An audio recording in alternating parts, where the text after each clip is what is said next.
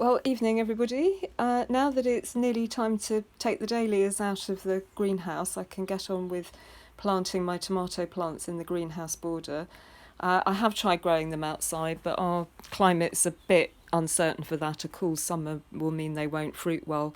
And also, I grow potatoes, and growing potatoes near tomatoes risks getting blight from one to the other. So I do tend to grow them in the greenhouse. And if you haven't got a greenhouse, a sunny house wall and a pot is probably better than putting them out in the garden.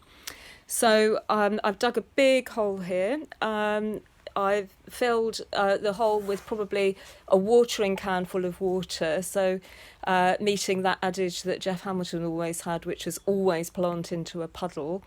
And our soil in the greenhouse border here is a bit sort of sandy and dry. So I've put in 6 or 7 handfuls of what is my favourite peat-free growing medium, which also has a little bit of slow release fertiliser in it. So these little bubbles, these little yellow bubbles will release a bit of fertiliser.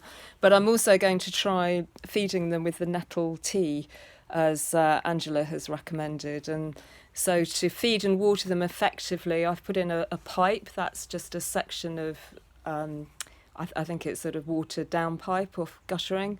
That's about 18 inches, and it's buried so that the end of it is right by the roots, so that when you water and feed, it's going right down to the roots.